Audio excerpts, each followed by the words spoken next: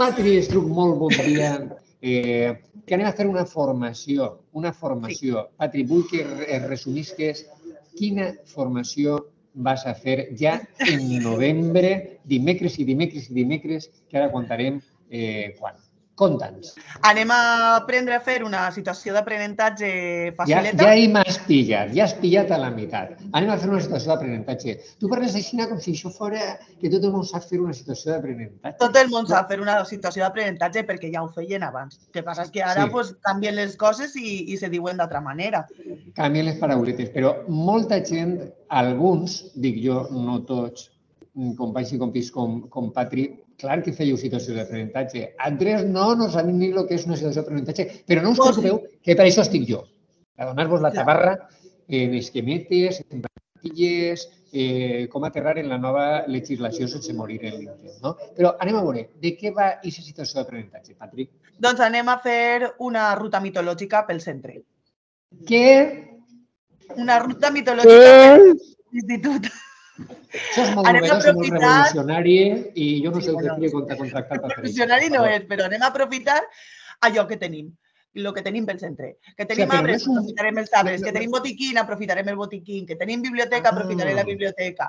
Vull dir, anem a vincular allò que tots els centres tenen als mites per així poder descobrir que els mites ens envolten i però descobrir als alumnes.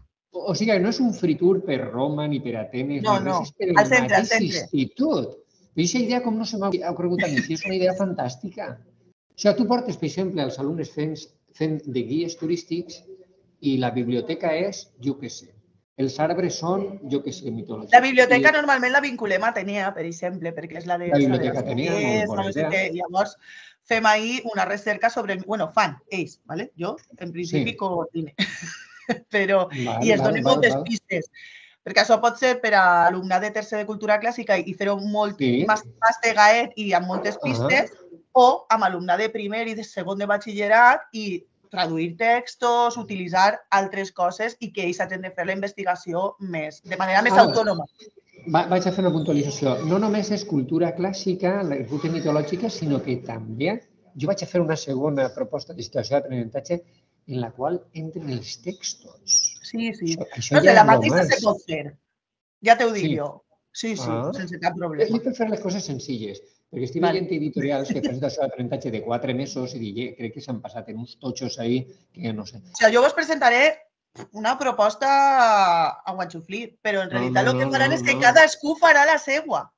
No infravaloris la teva proposta ni la teva proposició perquè a mi no se m'havia ocorrit i tinc 180 anys. O sigui que me pareix superrenovador i engrescador. A veure, Patri, és un taller que no va ser teoria en plan genialis, powerpoints, fotocòpies, que hi hauran. Però un taller és mans a l'obra, manos en la massa. Anem a pastar ahí una bielita de massa madre molt bona, no? A mi me fa falta poquet per donar-li un llego a cadascú, Vull dir... Molt bé, estem en l'hort escolar de les clàssiques. Això m'agrada molt, era algo productiu. Vull dir que jo, per què m'hauria d'inscriure en aquest taller, Patri? Per què? Molt bé. Per què m'has de convèncer? Dis-me, per què m'hauria d'apuntar? Jo que dono classes ahir traduint textos... Bueno, si vols...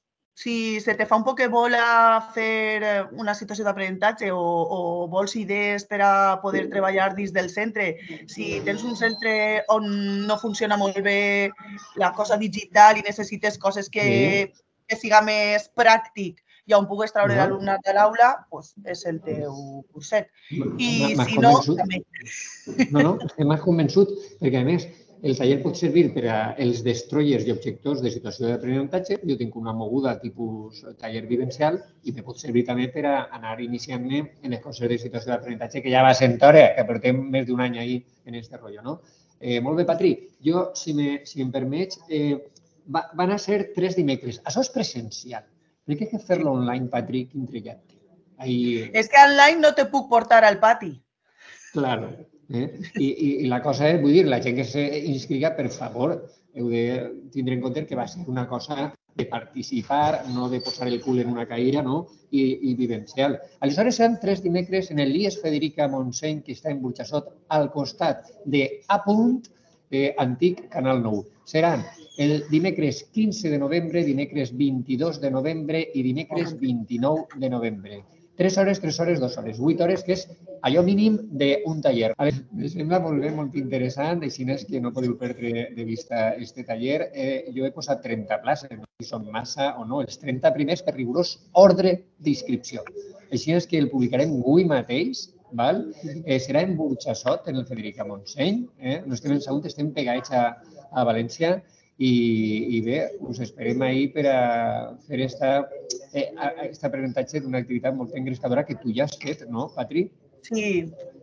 I que resulta, perquè si no, no la contaríem. Si no resultara bé, no la contaríem, no? És molt guai, perquè els nanos van, diguem-ho, en cultura clàssica. O sigui, ho he fet des d'una coseta molt menudeta a una cosa així més de parafernàlia. I el que m'agrada és que et treus la cultura clàssica també de l'aula. La resta de la gent també s'acull. I aquests cartells que hi ha per ahir, qui ho ha fet? I els nanos diuen, això és jo. I després sempre intentem engrescar per a... Sempre hi ha companys que això, no podien vindre els teus alumnes a contar als meus? I llavors ahir fem un poquet també de comunitat i interdisciplinarietat. Molt bé, no sols trenquem físicament les parets de l'aula, sinó que eixim d'ahir, fem visible la cultura clàssica que falta fa i trenquem quasi el concepte d'assignatura. Sí, i a més enganxes molt als nanos després per a que agafen cultura clàssica. Ara que ens han deixat només amb una assignatura de cultura clàssica. Me caguem, sí que és de veres. I en tercer, i que hem d'aprofitar els tallers d'aprofundiment aquests per anar per ahí agafant hores, és una manera també de poder aprofitar-ho per a fer un taller d'aprofundiment.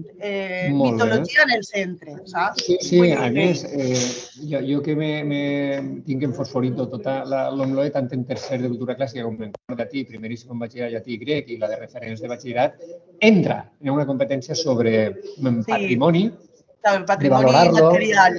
Sí, i sobretot treballar en equip, que l'alumne sigui el protagonista, l'ensenyament d'interpares, que el profe guia, que sigui engrescador, per favor. Sí, aprenentatge de servei també, sí, és que es treballa molt. Vull dir que no. No aneu a preparar la EBAU des d'infantil fins a segon de batxillerat, home. Bueno, Patri, doncs moltíssimes gràcies i ens veiem el dia, quin dia hem dit? El dimecres 15 de novembre ja enviarem un correu, ja estarem ahí connectats per a este free tour mitològic per als vostres instituts. Moltíssimes gràcies, Patri. Adéu. Ens veiem. En la jornada, Patri va contar, junt a Cefa Ripoll, una experiència impressionant que es diu Telar de veus, Telar de voces, una cosa enigmàtica, perquè van a contar-nos com ser capaç, això és una competència, com ser capaç, com tindre l'habilitat, com poder fer un teler en classe. Això és possible. Inscrigueu-vos a la jornada. Bueno, Patri, moltíssimes gràcies i un pensat molt fort. Un abraç. Molt bé. Adéu. Adéu.